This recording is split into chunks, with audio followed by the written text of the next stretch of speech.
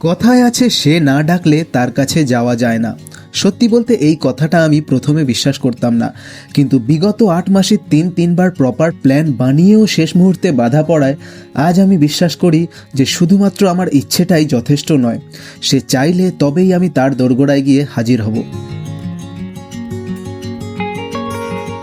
জগন্নাথ পুরী ভারতবর্ষের 4 ধামের মধ্যে এক ধাম, যেখানে দেশের বিভিন্ন প্রান্ত থেকে মানুষ ছুটে আসে একবার তার দর্শন পাওয়ার জন্য।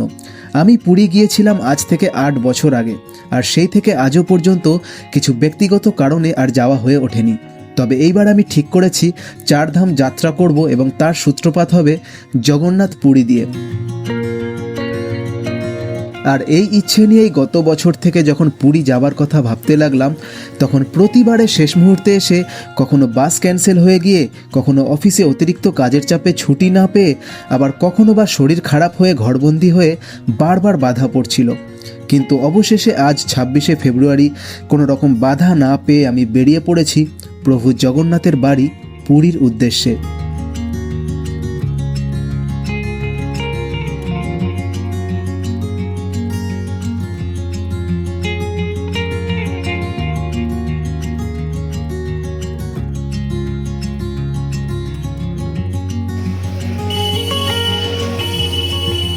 পুরীতে এসে সবার আগে আমি চলে গেলাম সি বিচে এবং আজকের দিনটা শুরু করলাম দারুণ সুন্দর একটা সূর্যোদয়ের সাথে।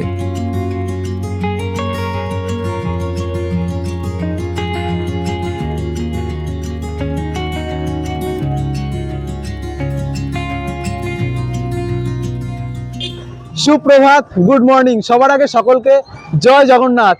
তো দীর্ঘ 8 বছর পরে আমি আবার পুরী বেড়াতে এলাম। লাস্ট 6 মাস ধরে আমি পুরী আসার জন্য প্রায় 3বার প্ল্যান করেছি, কিন্তু সেই প্ল্যান কোনো না কোনোভাবে ক্যান্সেল হয়ে গেছে, বাধা পড়ে গেছে। কিন্তু আজকের অবশেষে 4র্থবার চেষ্টার পরে আমি পুরী এসে পৌঁছেছি। আর এই মুহূর্তে এখন দাঁড়িয়ে রয়েছি, দেখতে পাচ্ছ, একেবারে শ্রী জগন্নাথ মন্দিরের সামনে। এখন ঘড়িতে বাজে হচ্ছে 7:30। আর আজকের একদিনের জন্য পুরীর আশেপাশে যা যা লোকাল সাইট সিন রয়েছে সব ঘুরে দেখবো, কিন্তু তার আগে সবার আগে প্রভুর দর্শনটা করব। পুরীর মন্দিরের গেট ওপেন হয় ভোর 5টায় এবং মন্দিরে প্রবেশ করতে হলে ব্যাগ এবং যে কোনো ইলেকট্রনিক ডিভাইস বাইরে রেখে দিয়ে যেতে হয়। এখানে দর্শন করার জন্য মোট 4টে গেট রয়েছে: হস্তির দুয়ার, সিংহদ্বার, অশ্বদ্বার এবং ব্যাঘ্রদ্বার। আমি মন্দিরের সামনে একটা দোকানে ব্যাগ, জুতো, ফোন সব কিছু রেখে দিয়ে গেলাম মন্দিরের পশ্চিম দিকে ব্যাঘ্রদ্বারে দর্শন করতে।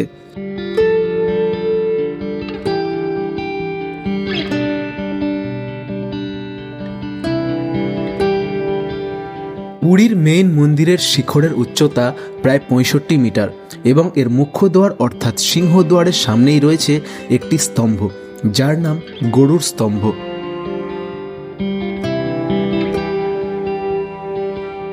এই পুরীর মন্দিরের সম্বন্ধে বেশ কিছু আশ্চর্য ঘটনা প্রচলিত রয়েছে, যেমন মন্দিরের চূড়ায় লাগানো পতাকা নাকি হাওয়ার উল্টো দিকে ওড়ে, বা এই চূড়ার উপর দিয়ে কোনো পাখি বা এরোপ্লেন উড়ে যায় না, এবং মন্দিরের ভিতরে তৈরি হওয়া মহাপ্রভুর প্রসাদ যতই ভক্ত আসুক না কেন কোনো দিনও নাকি কম পড়ে না, এবং শোনা যায় এই প্রসাদ রান্নার সময় একটার উপর আরেকটা হাঁড়ি বসানো হয় এবং সবচেয়ে উপরের হাঁড়ির প্রসাদটি সবার আগে তৈরি হয়ে যায়।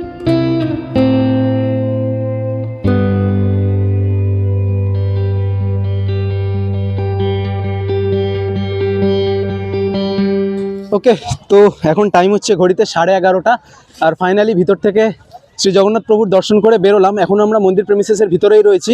মোটামুটি 8টার দিকে এসে লাইনে দাঁড়িয়েছিলাম, আর 11:30 বাজে, মানে 3.5 ঘন্টা মতো লেগে গেল। এই বাইরের যে লাইন দেখতে পাচ্ছি এখানেই 2.5 ঘন্টা লেগে গেছে লাইনে দাঁড়িয়ে থাকতে। আর ভিতরে গিয়ে মানে সিস্টেম মোটামুটি ভালোই, কিন্তু পান্ডাদের প্রচণ্ড এখানটা একটা প্রভাব রয়েছে। আর একটা জিনিস তোমাদের বলা রয়েছে, তোমরা যারা আসবে, বাইরে কিন্তু আমরা জুতো, ব্যাগ, মোবাইল সমস্ত কিছু কাউন্টারে রেখে এসেছিলাম, কারণ ভিতরে তো কিছু নিয়ে এন্ট্রি অ্যালাউ নেই। তবে ভিতরে কিন্তু মানে মন্দির প্রেমিসেসের ভিতরে কিন্তু কাউন্টার রয়েছে, যেখানে কিন্তু তোমরা ফ্রিতে রাখতে পারবে। বাইরে আমরা টাকা দিয়ে রেখেছিলাম, আমরা জানতাম না, সেই জন্য। তো ভিতরে কিন্তু তোমরা এলে কিন্তু ভিতরেও রাখতে পারবে। শুধু পশ্চিম গেটের দিকে 2টো কাউন্টার রয়েছে, আশা করছি সব গেটের সামনেই থাকবে। এখন 11:30 বাজে, এখান থেকে বাইরে বেরোবো, বেরিয়ে ব্রেকফাস্ট করবো, করে তারপর হচ্ছে আশেপাশের আরও যা সাইট সিন রয়েছে সেগুলো ঘুরে দেখবো। চলো যাওয়া যাক।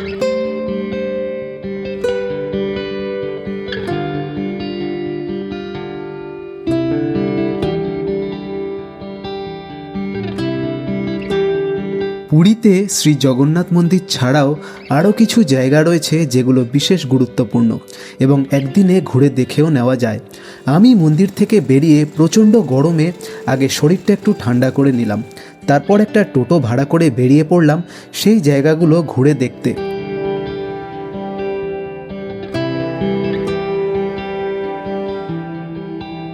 সবার প্রথমে আমি গেলাম জগন্নাথ দেবের পিসির বাড়ি। তো চলে এলাম প্রথম স্পট সেটা হচ্ছে চন্দন তালাব। দারুণ সুন্দর একটা সামনে পুকুর রয়েছে। এটি হলো চন্দন তালাব এবং পুকুরের মাঝখানে জগন্নাথ দেবের পিসির বাড়ি। প্রতি বছর রথযাত্রার আগে অক্ষয় তৃতীয়ার দিন এখানে শুরু হয় চন্দন যাত্রা।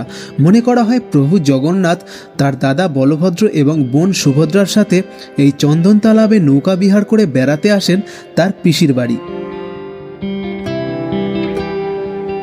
এই চন্দন তালাব থেকে একটু দূরেই রয়েছে গুন্ডিচা মায়ের মন্দির অথবা জগন্নাথ দেবের মাসির বাড়ি। লোককথা অনুযায়ী রানী গুন্ডিচা ছিলেন জগন্নাথ দেবের মাসি, আর প্রতি বছর রথযাত্রার সময় প্রভু জগন্নাথ তার ভাই ও বোনের সাথে 7 দিন এসে এই মাসির বাড়িতে থাকেন। কিন্তু এখন মন্দিরের ভিতরে কাজ চলার জন্য মন্দির প্রাঙ্গণ বন্ধ রয়েছে, যেটা আবার খুলবে একেবারে রথযাত্রার সময়।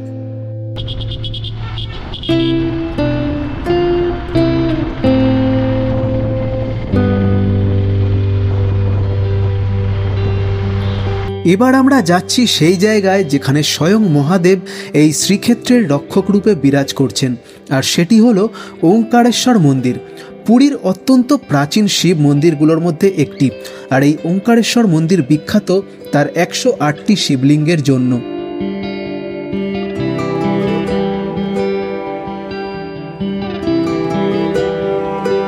এখানে শুধুমাত্র মহাদেবই নয়, এর ভিতরে দেখার জন্য এত কিছুই রয়েছে যে না দেখলে বিশ্বাস করা দেয়। এখানে রাধাকৃষ্ণ, রাম সীতা এবং একই দেহে রাম, কৃষ্ণ এবং শ্রীচৈতন্য মহাপ্রভুর ত্রিমূর্তি বিরাজমান।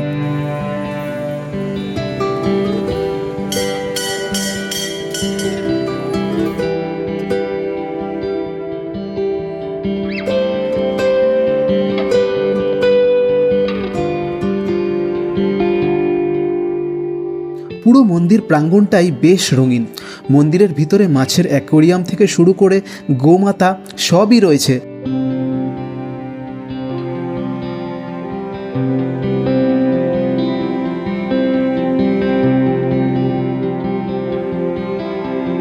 আর এই সব কিছুর থেকেও বেশি যেটা আমার মন কেড়েছে সেটা হলো শেষনাগের উপর স্বয়ং বিষ্ণুর শয়ান বিগ্রহ এবং তার নাভি থেকে জন্ম নেওয়া ব্রহ্মা।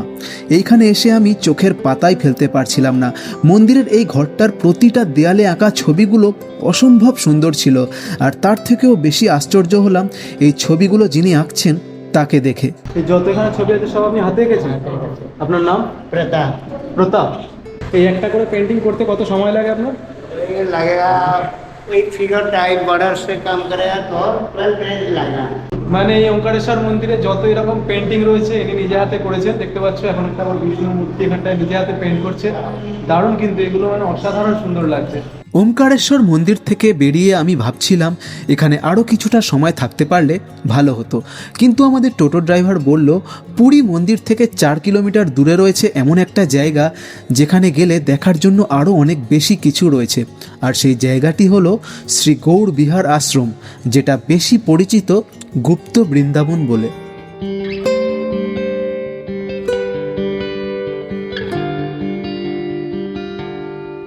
এই জায়গাটির নাম গুপ্ত বৃন্দাবন দেওয়ার কারণ হলো মনে করা হয় প্রভু জগন্নাথ নিজেই শ্রীকৃষ্ণ রূপে এখানে লীলা প্রকাশ করেছিলেন। বৃন্দাবন হলো শ্রীকৃষ্ণের প্রকাশ্য লীলাক্ষেত্র, আর পুরী হলো শ্রীকৃষ্ণের গুপ্ত লীলাক্ষেত্র। এই কারণে পুরীর এই স্থানটিকে গুপ্ত বৃন্দাবন বলা হয়। হিন্দু ধর্মের বিভিন্ন স্ক্রিপচার্স অনুযায়ী বিভিন্ন দেবদেবীদের যে সমস্ত দিব্য লীলা ঘটেছিল সেগুলো এখানে মূর্তির মাধ্যমে তুলে ধরা হয়েছে।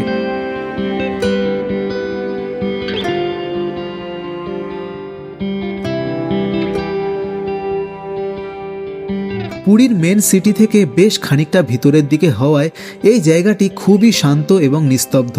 তাই পুরী বেড়াতে এলে প্রভু জগন্নাথ দেবের এই গুপ্ত লীলাক্ষেত্র তোমরা অবশ্যই ঘুরে যেও।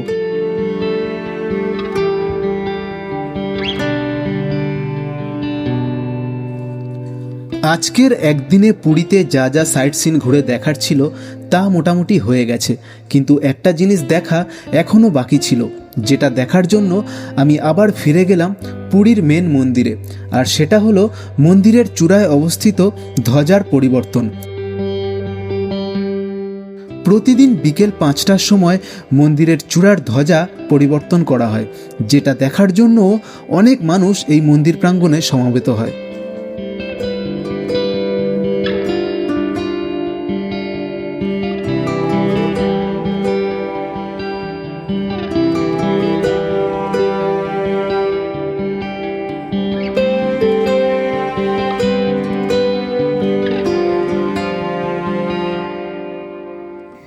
এমনিতে হাজার হাজার মানুষ এই পবিত্র ধামে আসে কিছু না কিছু পাওয়ার আশা নিয়ে, কিন্তু এই পবিত্র ধামেই রয়েছে এমন একটা জায়গা যেখানে মানুষ তার সমস্ত চাওয়া পাওয়া ফেলে রেখে শেষ যাত্রায় বেরিয়ে পড়ে। স্বর্গদ্বার, যার একদিকে সমুদ্রের ঢেউয়ের সাথে তাল মিলিয়ে কেউ তার পরিবারের সাথে কিছু ভালো মুহূর্ত কাটায়, আবার সেখানেই এই স্বর্গদ্বারে জ্বলন্ত চিতায় কেউ তার পরিবারের সাথে সমস্ত সম্পর্ক ছিন্ন করে বেরিয়ে পড়ে অন্তিম যাত্রায়। তো সকাল থেকে সারাদিন ঘুরে ফিরে শরীরে প্রচণ্ড পরিমাণে ক্লান্তি নিয়ে এখন এসে পৌঁছালাম হচ্ছে আবার বিচের সামনে। এটা হচ্ছে একদম স্বর্গদ্বার বিচের সামনে রয়েছি, ভর্তি লোক রয়েছে বিচে, আর ওইদিকে হচ্ছে সূর্যাস্ত হচ্ছে।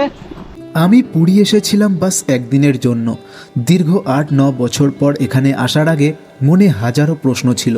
জীবনে পাওয়া না পাওয়া, ঠিক ভুল, বোধহয় এসবেরই উত্তর খুঁজতে এসেছিলাম। কিন্তু দিন শেষে জ্বলন্ত চিতার সামনে দাঁড়িয়ে অহংকাররূপী প্রশ্নকে পুড়তে দেখে এখন আমার মনে আর কোনো প্রশ্ন বেঁচে নেই। ভিতর থেকে আমি সম্পূর্ণ খালি, আর বাইরে শুধু ঢেউয়ের গর্জন আর ঢেউয়ের গর্জন।